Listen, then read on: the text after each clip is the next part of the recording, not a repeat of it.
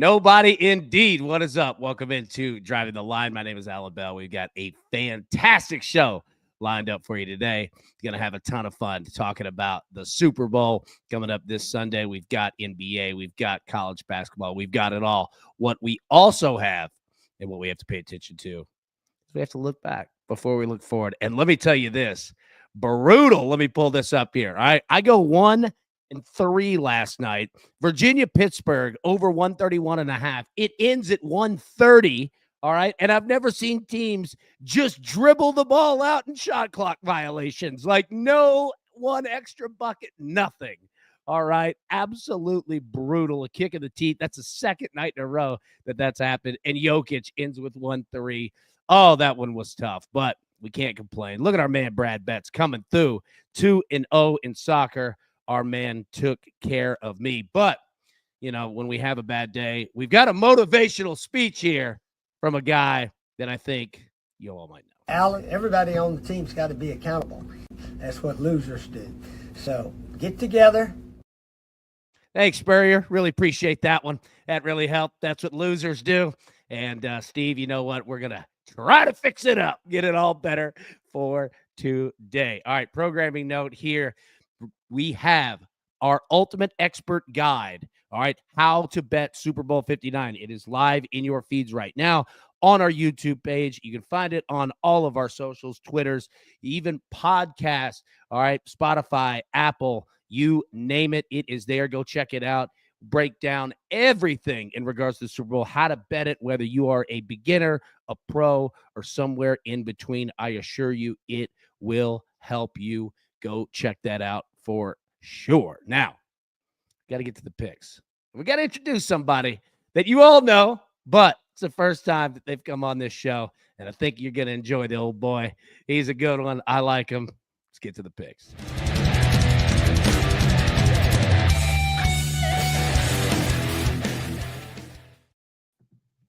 Introducing my man, Matt Peralta. Matt, all right, look, now, it could take 20 minutes for me to go through everywhere that you are found, but we had your man, Big Dave, last week. Had to get you on as well. First off, introduce yourself and everywhere that the folks can find you. Yeah, hi. I'm still angry about last night's Virginia over as well, so I was on that as well. I had a worse number than you. I took 132.5. I was thinking to myself, how in the hell this number so low? Keeps on falling. Fell at 129.5. So if you actually took the closing number, you won. So technically Virginia now is 9-1-1 to the over on the closing number, but you had 131.5. I had 132.5. We both looked at those threes, two of them, by the way, two missed threes in the last minute and a missed free throw in the last 30 seconds. Yeah, that was not, that stunk. That was a tough one last night. So where to find me? At Sports Talk Matt is the easiest. The Daily Juice with Betting Pros is the daily 365 pick podcast you guys can get wherever you are, audio and video. And then the Bostonian versus the Book is Dave Sherapan and I co-host show. That's a long form. That's 2 hours, Monday through Friday on Boston versus the Book. Search that on YouTube and Twitter. We go live around 11:30 Pacific time, 2:30 Eastern each and every day as we kind of roll. Sometimes a little bit earlier, sometimes a little bit later, but that's the long form show. So at Sports Talk Matt's the easiest on all socials. Buddy, that was fantastic. And let me say, look, all right, our man Addison. All right, well, I'll be damned. Matty P. And look, also says Matt's doing like 5 shows today. Our man's all over it. I am. It's a lot today. Tuesday's a busy day. I'm doing a lot of shows today. I feel like Dave. Dave normally does like the 5 shows in one day. That's me today. I'm doing 5 shows in one day. But it's the week of the Super Bowl, so like let's roll. Absolutely, let's roll indeed. And my man Bronco Jim. Hey B. Hey Jim, my boy. How we doing? Absolutely. All right. So let's get to the picks here, man. And we'll go ahead and put these on the screen. And I'll let you go first. You got 3 plays here for the Super Bowl.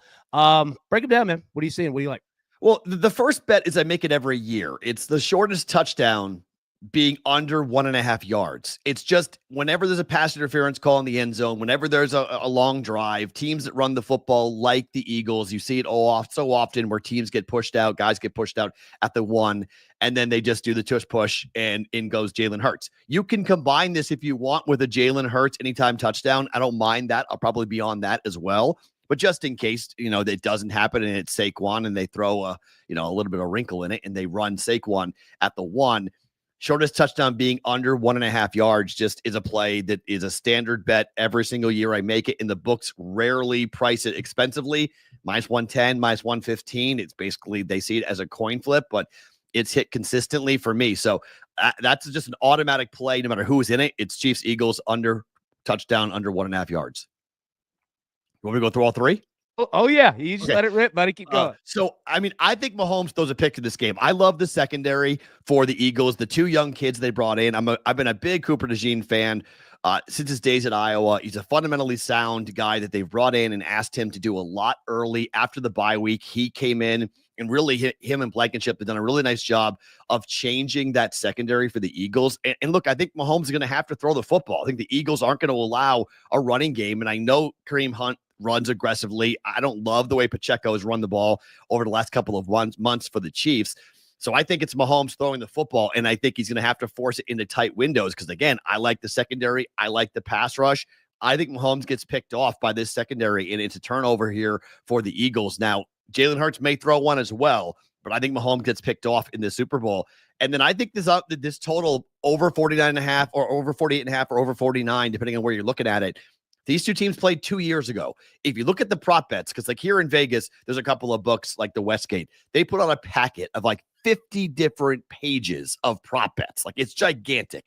And most of them, if you go back to 2 years ago, the numbers are all the same. Like, so 38-35 was the final for that game 2 years ago. I don't think we're going to see that many points. I don't think we're in the 70s. But I think 48, 49 points is just too low for these two offenses. In particular, Mahomes in a dome, he tends to put points up when he's in a dome. So I think Jalen Hurts and you put Saquon Barkley on a fast track up against a Chiefs defense that has been leaky against the run over the last couple of months. I know Spags is a Hall of Famer. I know he's an incredible guy. He's a Boston guy like me. The guy's accent's incredible. I just think stopping Saquon Barkley is going to be a problem. And on the flip side, I do think the Chiefs are going to be able to put points up on the board. So I don't think we fly over, but I do think we're into the 50s. So I like the over in the game. Yeah, you know what? I love all those plays. And not just saying that because you're my boy and you're on the show. Like, I really do. I mean, the first one in regards to the shortest touchdown, absolutely. We talked about it on this show, on our Super Bowl preview show, that you're going to get penalties. All right, you look at the referees here. All right. Offensive holding, defensive holding. That's what this crew is called. You're going to get the Eagles down there at the 1 yard line. And the same deal with the Chiefs, right? Like that bet counts for both teams. So I think it's fantastic. And then you bring up in regards to throwing an interception, we look at our board here. Yeah, man, like not only the points, and yes, we both get it. These two teams are absolute defensive studs. However, with the pick, all right, you look at the pass defense for the Eagles ranked first in the NFL. And the reason being for that, not only is their secondary a group of absolute studs, as you broke down, but it's the defensive line. They get after you and they force the quarterback into bad throws, man. And they've done it against everyone. And Patrick Mahomes, yeah, him and Jalen Hurts have both been fantastic in terms of not throwing picks, not turning the ball over. But that only lasts for so long. I'm 100% with you on the pick, and I'm with you on the points as well. And the interesting part, one more point to that, is that if you look at the books, all right, and what they're, essentially showing, like you look at the prop bets here and you look at the numbers, the over-unders, all right, Patrick Mahomes, 36.5 pass attempts, all right? Yes, you're going to pay a little bit. The books are going to juice up the numbers a touch, but then you look at the averages here, like what I'm saying is that the books are expecting the Chiefs to have to throw more than they're normally used to doing, which leads and correlates right into exactly what you're saying.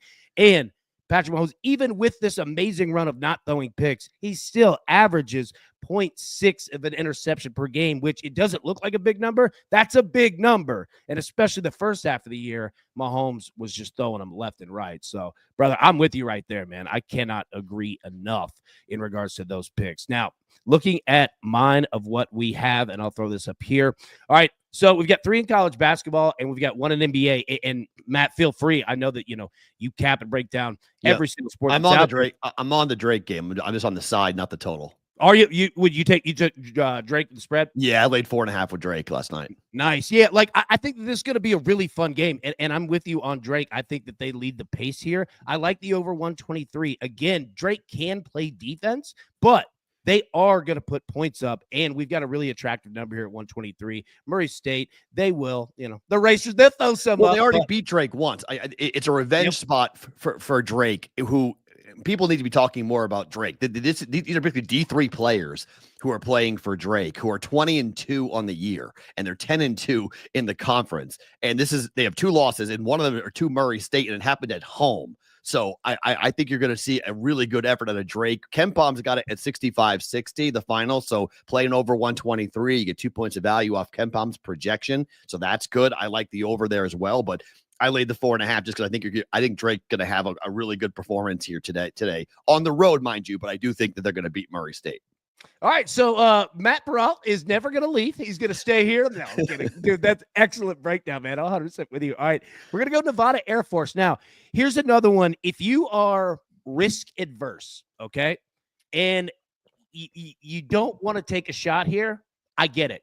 This is one you might want to stay away. However, you're going to see Nevada really put points on the board tonight. Air Force, they can give up a ton of them. Now, Nevada can play a little defense as well, and we don't expect Air Force to really go crazy, but I do think, we're looking at a spread, I believe the last I saw was 10.5. And again, tight games are what leads to overs. Blowouts lead to unders most of the time. Now, you're looking at a spread of double digits here, but again, I just kind of feel like Air Force is going to give a little bit more than what we think in this game. So we're going to take a shot here. But again, if you're looking at a risk, you want to stick to just, your best bets, so to say, it's okay to stay off of this one, but I'm going to roll with it, roll the dice here. All right, UCLA against Michigan State. Michigan State's been in Los Angeles for a minute, all right? And again, I like Tom Izzo. Who doesn't, right? But I enjoy this UCLA team. And I think ever since they got called out, about toughness, I think that we're starting to see it. It hasn't been consistent. All right. They can go up and down, but I do like UCLA here. Any thoughts you have on this one, Matt? I just think UCLA is they're a hot team. I've been playing them too. I think in terms of the Big Ten, it's hard to get your mind around the idea that UCLA is a Big Ten team, but they play such physical defense. And Mick Cronin has been, he's a really good coach, and I think he's got a couple of players on that squad that really took it to heart when he called him out. And Michigan State's been super hot, so I think it's a good sell high spot on Michigan State against the spread here. It's hard to play on the West Coast. It's hard to play at UCLA. It's one of those historical games. I like your side. If I was going to bet it, it's favored or nothing for me in that. There we go. Yeah, and it's fascinating. Like we saw it in college football with basically the Pac-10 merging with the Big Ten, right? And we saw that travel, it's wild. It's different. Yeah. Now, this one is obviously in Los Angeles, and Michigan State's been there. But I'm fascinated to see when college baseball gets here because, right? Like, what's going to happen when, USC is traveling to play Indiana in baseball, right? And we're not talking about, basketball, football, huge high revenue sports. Baseball, not so much. You know what I mean? Like, I'm fascinated to see. These boys aren't going to be staying in the Hilton when they go out there. Like, it's going to be, all right, do we got points at the La Quinta? All right, let's get in that one. Right. I'm fascinated to see it. So just a little something there in regards to travel. And college baseball starting up in 10 days. Wow. February 14th. Yeah, we're almost there, man. It's going to be exciting. It's also going to be cold in some places. So we're going to take a look at totals and unders. But yeah, man, can't wait. And then finally, last one here, Klay Thompson over 3.5 threes. Now his over under is actually 2.5.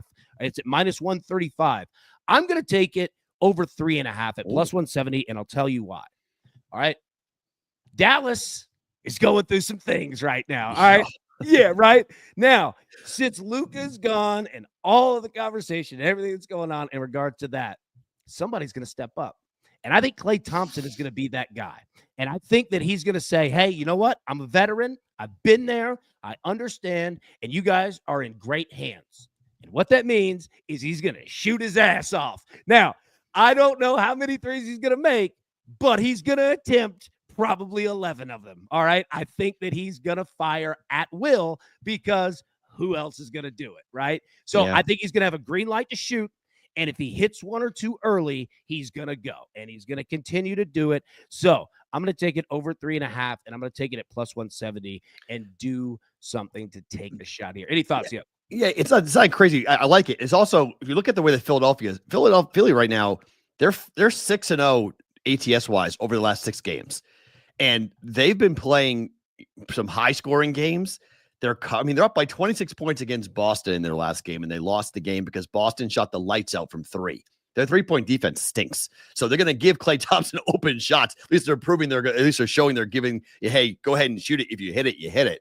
Boston couldn't make a shot to save their life in the first half. They couldn't miss a shot in the second half. That's how they came all the way back. They almost covered. They're laying 11.5. They won by 8 in that game. So I like that a lot. What's crazy, I'll give you one extra one. Have you seen what the Boston Celtics are against the spread after a straight up victory this year? No. Okay, this is I probably shouldn't be telling everybody this because I've been making really good money on this, but Boston is 6-26-1 ATS after a straight up win this year. 6-26-1. They're the worst. God. They're the worst team in the NBA. They're at Cleveland tonight. They're a 1.5 point dog. So 1.5, 2 points. You can just ride the trend. But Boston, when they win a game straight up, do not cover the next game. Now tonight, they would lose outright to Cleveland. They've already done that a couple of times, once at least, maybe twice to Cleveland so far this year. I just blindly bet it. When Boston wins straight up, next game, blindly bet it against the spread. 6-26-1 is 6-26-1. It's an insane run that they're on right now. They're the worst team in the NBA after a victory against the number. That is incredible. And I mean, that's what, check my math here, but 33 games, like that's a nice sample size. Like that's it's 18%. It's nothing. I mean, they just aren't covering. Like they just do not, when when they win, they do not cover. And they've been winning and not covering now over this last 4 or 5 games, like consistently. They win, but they don't cover. Now, I prefer it when they're favored. This is the first time they've been a dog in this situation in a while, but it's still Cleveland, who to them playing Boston is a much bigger deal than Boston playing against the Cavaliers. So the Cavs are playing to prove something. Boston doesn't care. They have the ring. So tonight, even though tonight may be a little bit of a different scenario, just put that in the back of your head as you guys go through the rest of the season, that this team for Boston, they don't give a flip about what's happening in the regular season. When they win, they tend to relax the next game. Dude, that's great info. Again, all right, you can find Matt daily here. No. All right, Matt, again, for anybody that just jumped in, where can we find you daily? I know that obviously Bostonian versus the book, the Daily Juice, Sirius XM. Yeah, where can we all find you?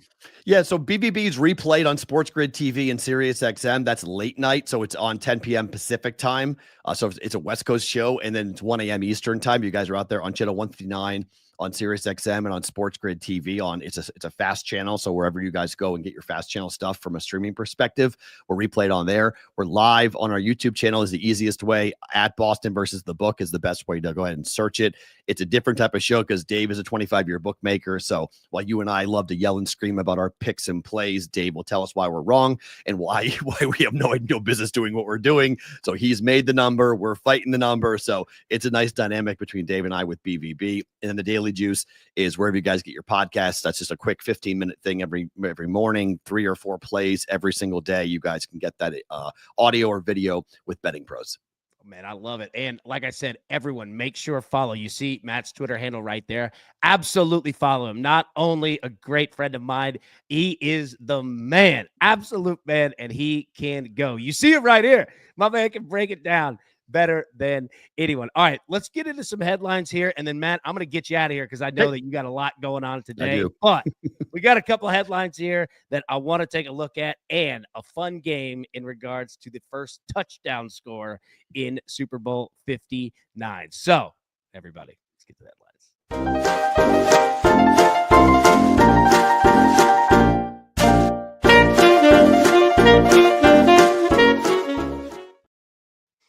All right, so it's going to be simple here, man. All right, you see total sitting 48.5. Could be 49, depending on the book that you look at, but we're going off DraftKings right here. We see 48.5. Chiefs minus 1.5 favorite. My question to you is this, and we're going to keep it simple. Do you see any movement coming before Sunday? Because the spread essentially hasn't moved. It went to 2.5 and immediately went right back to 1.5. We've seen the total drop a point, but that's pretty much it. So do you see any movement, anything for us bettors that we should know if we're looking for EV, looking for the value, what we see kind of projecting, or is it probably just going to stay the same?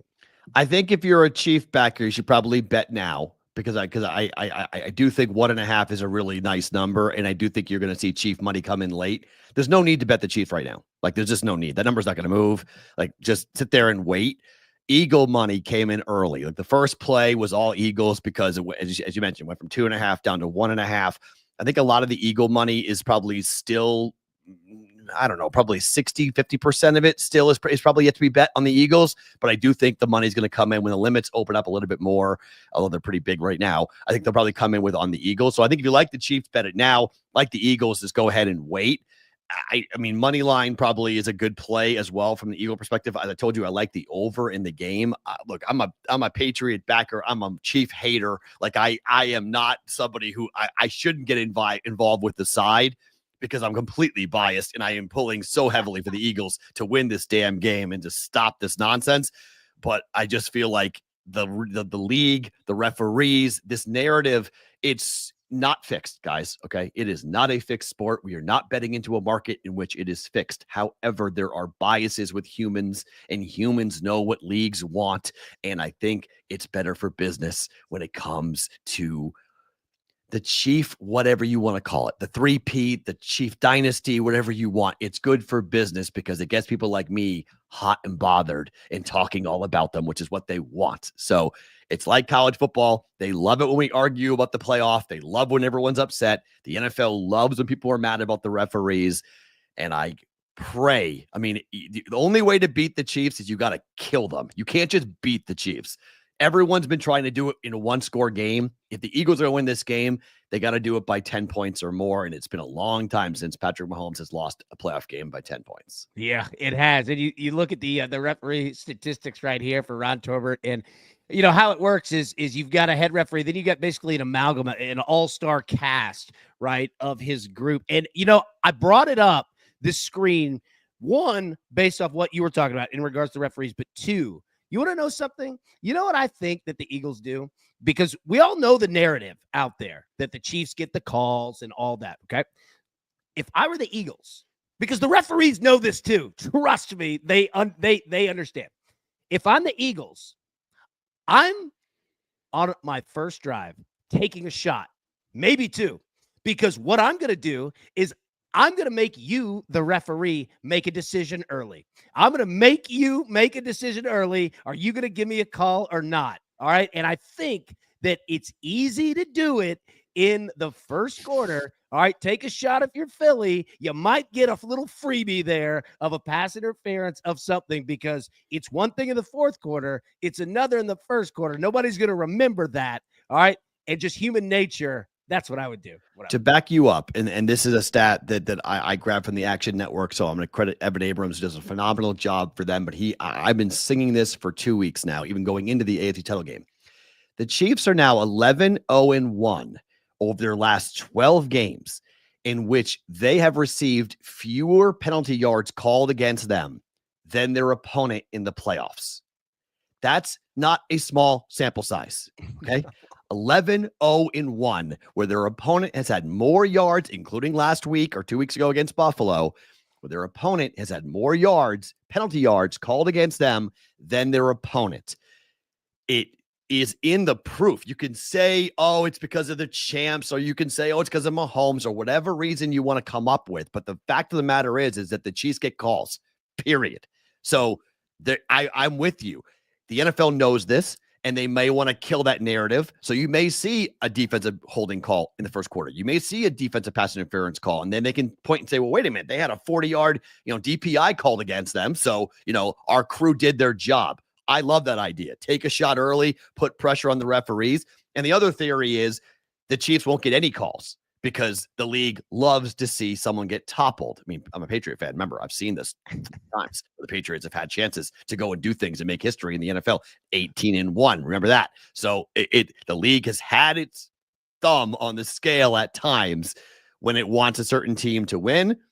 Chiefs have had all the calls. Wouldn't shock me if Chief fans are angry on Monday morning about a call that went the Eagles' way to kill that narrative. Yeah, I'm absolutely with you. And, we take a look at the refs, what we were just talking about, right? Like, offensive holding is Ron Torbert, Bubby. That's what he does. And the Kansas City Chiefs offensive line has serious offensive line. Now, if an Eagle fan is in your audience, they are literally going like, yes, remember, this is the problem the Eagle fans had 2 years ago when the Chiefs were holding like crazy and then a single holding call came down against the offensive line for the Chiefs in that game, and including a couple really famous plays that Chief fans know about, Eagle fans know about.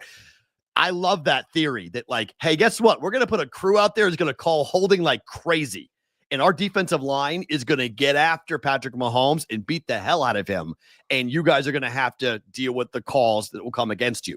If I'm seeing holding calls on the offensive line in the first quarter, I'm going to be standing and applauding. I'm going to be like, thank goodness. Yes. And Eagle fans will too.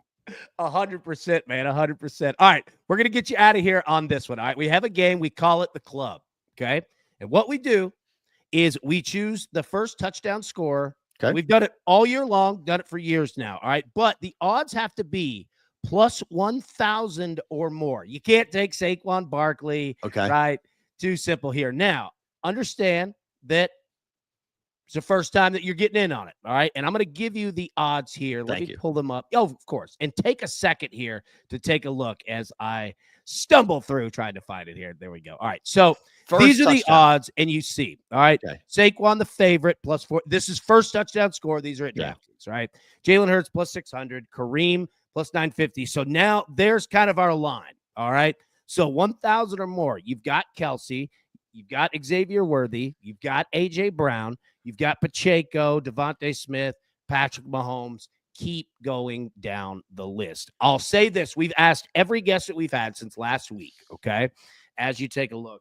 The most popular, all right, actually has been Patrick Mahomes. Now, I didn't want to disagree with anyone, but yes, Mahomes did have 2 touchdowns in the AFC Championship game. Mm-hmm. Those are the only 2 rushing touchdowns he had all year. All right, Patrick Mahomes does not run the football that often. Now, he's going to have to in the Super Bowl, but the goal line, maybe, but I think that that's taking a huge swing. I would probably look elsewhere. But if you're looking at Mahomes, I don't want to take that out of your arsenal. But take a look here. What are your thoughts? And you could talk through a few, right? Okay. Like what comes to your head? Yeah. So 2 that jump out quickly for me. 1, Dallas Goedert. The tight end's going to have a big game. All tight ends for the Chiefs, for the Eagles, are going to have a big game against that Chiefs defense. Over the middle is where they're vulnerable. You look at what happened in the game against the Bills. I thought that they didn't throw enough to the tight ends personally. I thought over the middle was a better idea for them. They didn't do enough they should have done with Knox and company. So I like Goddard. I also think Devontae Smith is going to eat. I think we're going to see a lot of coverage being rolled to A.J. Brown, rather. I think we're going to see I'll be very curious to see how Spags decides if he wants to double A.J. Brown or he wants to try to just go one-on-one for a bit to see if he can get some of his star cornerbacks just to go and not lock him down. But I think Devontae Smith could be the key to the whole offense here when Jalen Hurts rolls out. So Devontae Smith in the back of the end zone, I could easily see Devontae Smith winning the MVP. I could see him having just a huge game, like you're talking about, stretching the defense, causing defensive pass interference calls. So I don't mind that. At 17-1, I don't mind Devontae Smith or Dallas Goedert 19-1. On the Chiefs side of things, I think you got to look at, I don't know. This is hard. I mean, Pacheco maybe, but Kareem Hunt's going to get the ball most likely. If that was 10-1 for Kareem Hunt, I'd be all about Kareem Hunt in the red zone, because running between the tackles against this Eagles team is really hard, and he runs really aggressively. So if you could find a 10-1 to kind of fit into your criteria, I like Kareem Hunt there. And you could even go crazy with maybe a DeAndre Hopkins where he gets loose in the back of the end zone. I was just about to say, and not to interrupt you, DeAndre Hopkins, all right, since he was traded from Tennessee to Kansas City, what he is essentially an extension of the run game. He is a short receptions guy, 5 yards and in. He runs a lot of hitches. He runs a lot of outs. All right. Essentially, he is a tight end. They use him like a tight end. And if you look at DeAndre Hopkins in the red zone, he gets looks. He Yeah. absolutely gets looks because he's a big body, big hands, veteran guy. He's been there. And Mahomes trusts him too. Yeah, go ahead. Mahomes trusts him. Yep, I mean, absolutely. he trusts him in the end zone. And so like he's not going to throw. I think he'd be afraid to throw like to a Noah Gray in the end zone or a Marquise Brown. Although Hollywood's been obviously a guy in the past he's trusted. I love the idea that like Mahomes is scrambling around trying to find somebody, and there's Hopkins in the back of the end zone, and the Eagles just lose him, and Mahomes finds him open. So everyone's going to say Kelsey, and I don't really hate it. Just give what we've seen with the Superman throw that he had in the playoffs already to Travis Kelsey. I just think in Super Bowls, when you have narratives and guys you have to take away, I would be surprised to see if the Eagles don't take away Travis Kelsey. Yeah, I completely agree. And you know what? And I love your thoughts there on tight ends because throughout the playoffs, they've all been eating. Now, we feel bad for Mark Andrews. That's been a tough one. But tight ends in the playoffs, tight ends in the Super Bowl, absolutely a good look there. And you know what? DeAndre Hopkins, like, forget the first touchdown. If you're looking to take a shot at an anytime touchdown, not a bad play because those odds are going to be up there. And again, yeah, they use him like a tight end. All right, Matt, I'll get you out of here. It's been 30 minutes, buddy. I sure do appreciate it. I know you got a busy day. Again, find Matt at Sports Talk Matt. Bostonian versus the Book, Daily Juice, Sirius X. Keep going down the list. My man is everywhere. But, Matt, you're fantastic, man. Cannot wait to have you back, buddy. And just thank you. Thanks, AB. Appreciate it. Have a good day, guys. Appreciate it, buddy. Thank you, man. Dude, Matt is the guy. Absolutely love him. All right, so got a couple things that we're going to get out of here. Now, number one, starting a new series here, and I've been working on this for a little while, okay? It is called Tales from the Trenches. And you say, hey, B, what the hell is that? What that is are things around sports that we've seen and we've heard and we understand, but maybe we don't really fully understand exactly what they are. And I'll give you two examples of the first two they're going to drop. First one is going to drop today, all right, in regards to Nick Saban, the process. You've heard it a billion times, but what the hell is it? What exactly is the process? Well, I got it. I got the entire thing, and I'm going to break it down, all right, and show you exactly. And look, it applies to life. It's not just football. Like Nick Saban, clearly, pretty good coach, right? But this process that he has is absolutely brilliant, and it's absolutely simple.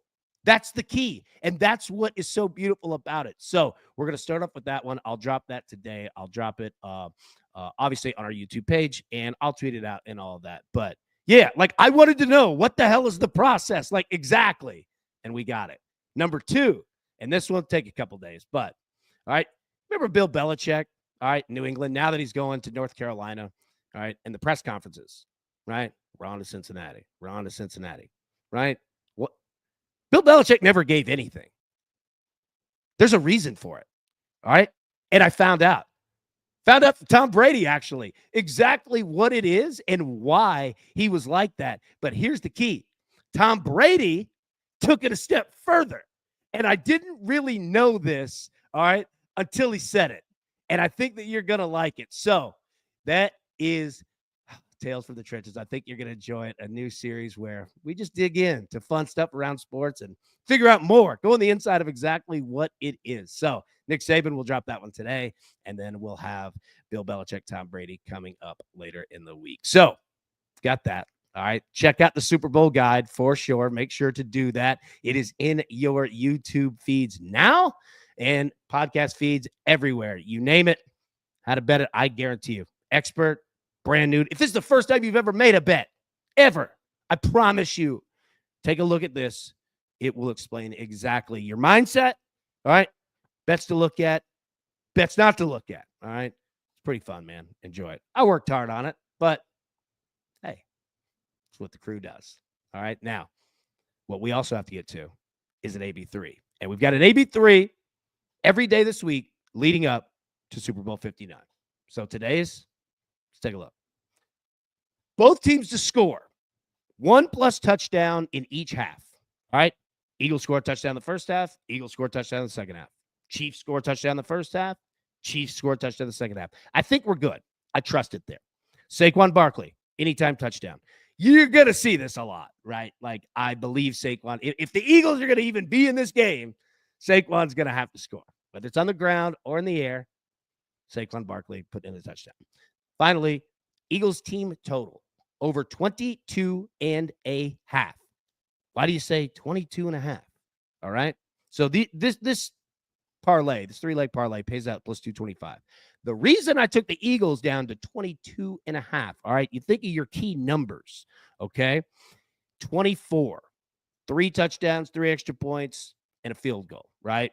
4 scores. Well, the Eagles tend to go for things.